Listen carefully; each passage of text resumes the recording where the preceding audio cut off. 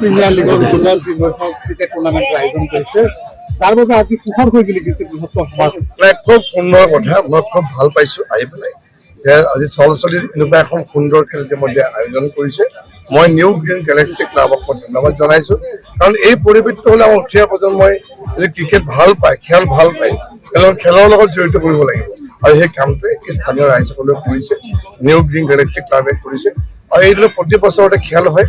এই ঠাইটুকুৰাত যদি সুন্দৰ খেল হোৱাটো খুবেই আমি আশা কৰোঁ, কাৰণ ইতিমধ্যে গম পাইছোঁ যে অসম চৰকাৰৰ ফালৰ পৰা খেল মহাৰণ আয়োজন কৰিছে কিহৰ কাৰণে, যাতে আমাৰ খেলুৱৈসকল ওলাই আহিব পাৰে। সাঁতোৰে হওক, ফুটবলে হওক, ভলীবলেই হওক বা বিভিন্ন ধৰণৰ খেলৰ যোগেদি। আৰু তেতিয়া আমাৰ ভিতৰুৱা অঞ্চলৰ পৰা খেলুৱৈসকল ওলাই আহে। অসমত প্ৰতিভাৰ আকাল নাই, প্ৰতিভাৰ অভাৱ নাই, কিন্তু আমি তেওঁলোকক এটা পৰিৱেশ দিব আমি বিচাৰোঁ। আৰু সেই পৰিৱেশটো আজি এই অঞ্চলত আমাক দিছে, চলচলিত আজি লীগত দিছে, নিউ গ্ৰীণ গেলেক্সি ক্লাবে দিছে। মই ধন্যবাদ জনাইছোঁ।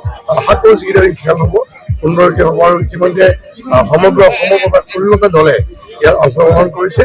আশা কৰিছোঁ খুব সুন্দৰ খেল হ'ব, ৰাইজে উপভোগ কৰিব পাৰিব।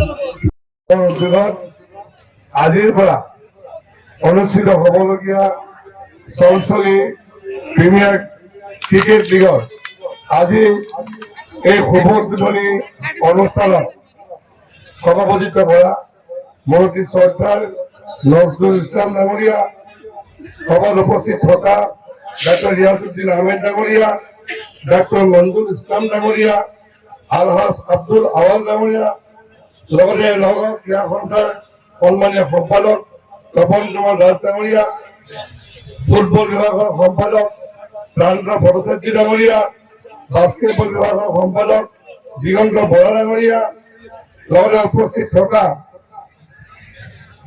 বিশিষ্ট ব্যক্তিসকল আৰু খেলপ্ৰেমী ৰাইজ,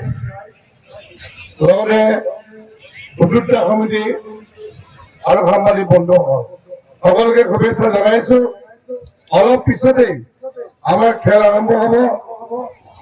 16টা টিমে এই যি প্ৰতিযোগিতাত অংশগ্ৰহণ কৰিছে, আশা কৰোঁ যিকেইটা দিন খেল চলিব খুব সুন্দৰকৈ ৰাইজে উপভোগ কৰিব পাৰিব। মই প্ৰথমতেই ধন্যবাদ জনাইছোঁ যিটো আমাৰ অৰ্গেনাইজেশ্যন নিউ গ্ৰীণ গেলেক্সি ক্লাবক, যে এনেকুৱা এটা সুন্দৰ পৰিৱেশ আজি চলচলিত দিবলৈ লৈছে। শ্ৰদ্ধা ৰাইজ, আমি সদায় বিচাৰোঁ যে উঠি অহা প্ৰজন্মই খেলৰ লগত জড়িত হওক, সংগীতৰ লগত জড়িত হওক, বিভিন্ন ধৰণৰ যিদৰে আমাৰ তেওঁলোকে আগুৱাই নিব পাৰি তাৰ লগত জড়িত হওক। আৰু তাৰ এটা পৰিৱেশ যেতিয়া চলচলিত দিছে, মই ধন্যবাদ জনাইছোঁ যে একেলগে আজি ইমানখিনি দৰ্শক হৈছে। সকলোকে মই আমাৰ উদ্যোক্তা সমিতিক এটা ধন্যবাদ জনাবলৈ সকলোকে এটা চাপৰি বজাবৰ কাৰণে অনুৰোধ জনাইছোঁ। ইমানখিনি মানুহ আছে, এটা সকলোৱে তেওঁলোকক ধন্যবাদ জনাওক যে এই পৰিৱেশটো যাতে সুন্দৰকৈ হয়, প্ৰতি বছৰে হয়।